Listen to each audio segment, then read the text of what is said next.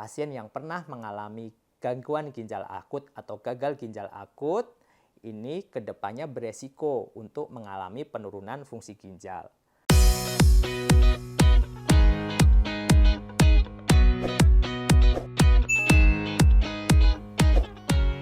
Halo, hai ayah bunda, kembali lagi di Hai Dok in a Health. Beberapa waktu lalu kita sudah membahas mengapa anak bisa terserang gagal ginjal. Lalu, apakah anak yang sakit gagal ginjal bisa sembuh total? Atau ada efek sampingnya setelah sembuh? Nah, akan kita bahas bersama di episode kali ini dan menjawab pertanyaan yang dikirimkan ke akun medsos InaHealth bersama dengan saya, Dr. Kristia Hermawan. Nah, kita ke pertanyaan pertama. Hai dok, saya mau bertanya.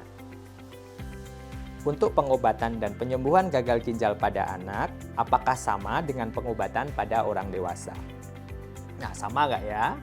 Sebenarnya untuk pengobatan gagal ginjal utamanya adalah sebisa mungkin mengatasi penyebabnya kalau itu adalah gagal ginjal akut dan berusaha untuk mempertahankan fungsi ginjal kalau itu gagal ginjal kronis. Pada episode sebelumnya saya sudah menjelaskan tentang gagal ginjal akut dan gagal ginjal kronis.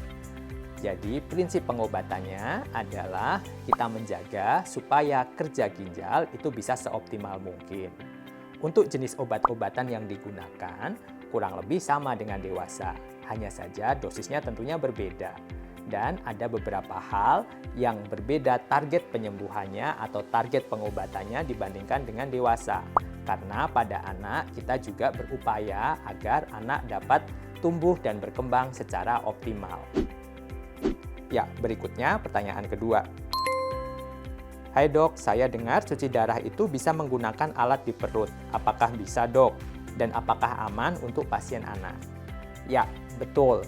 Jadi, cuci darah itu metodenya ada dua macam. Yang pertama adalah hemodialisa atau cuci darah yang menggunakan mesin. Dan yang kedua adalah peritoneal dialisis, yaitu cuci darah yang menggunakan alat yang dipasang di perut. Namanya peritoneal dialisis ya, jadi peritoneal itu adalah selaput yang membungkus perut dari bagian dalam. Sehingga kita menggunakan alat untuk memasukkan cairan, di mana cairan ini berfungsi untuk menarik zat sampah nitrogen di dalam darah dan kemudian kita keluarkan cairan tersebut sehingga bisa membilas kelebihan sampah nitrogen yang ada di dalam darah. Untuk anak, ini memang lebih aman terutama pada pasien-pasien yang sangat kecil. Hemodialisis atau cuci darah yang menggunakan mesin membutuhkan prosedur untuk mengalirkan darah keluar dari tubuh anak, masuk ke dalam mesin, kemudian dimasukkan lagi ke tubuh anak setelah darah tadi tersaring. Pada prosedur cuci darah yang menggunakan mesin atau hemodialisis tadi, ada beberapa komplikasi yang bisa didapatkan apabila cairan atau darah yang dikeluarkan dari dalam tubuh terlalu berlebihan. Sehingga untuk anak-anak yang lebih kecil, anak-anak dengan berat badan yang kecil atau anak yang lebih muda, prosedur peritoneal dialisis memang lebih tidak banyak komplikasinya. Untuk hemodialisis atau cuci darah menggunakan mesin, prosedurnya dikerjakan dalam 1 minggu setidaknya 2 atau 3 kali. Nah, ini membutuhkan anak untuk tetap diam berbaring di tempat tidur atau di kursi duduk seperti itu selama 3 atau 4 jam. Kalau prosedur peritoneal dialisis itu akan dikerjakan setiap hari oleh orang tua atau oleh pengasuh, melakukan sendiri di rumah secara mandiri, dikerjakan 1 hari 4 kali. Nah, bedanya apa? Pada anak-anak yang dia sudah berkurang sekali air kencingnya, peritoneal dialisis memungkinkan membuang cairan tiap hari sehingga tidak membatasi konsumsi cairan pada anak.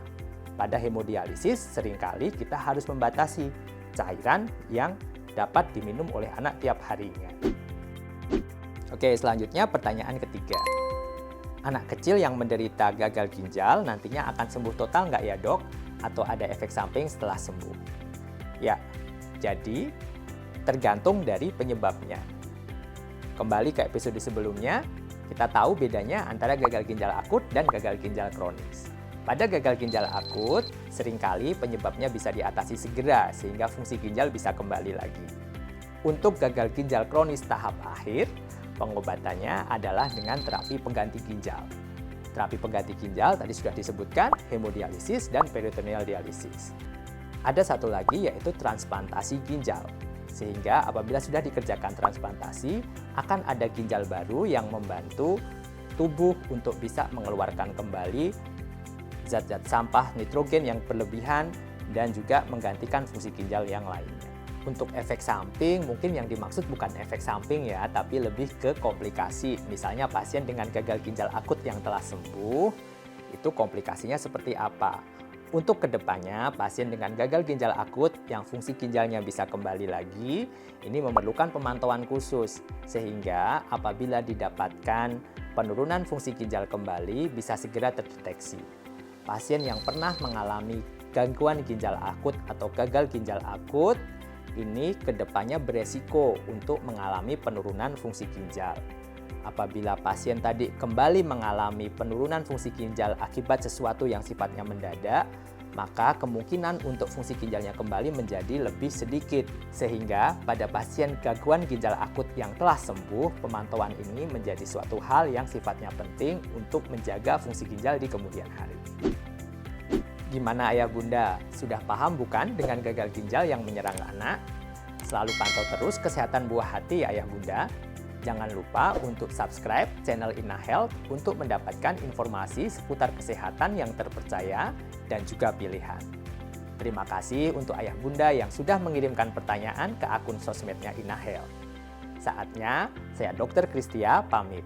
Sampai jumpa.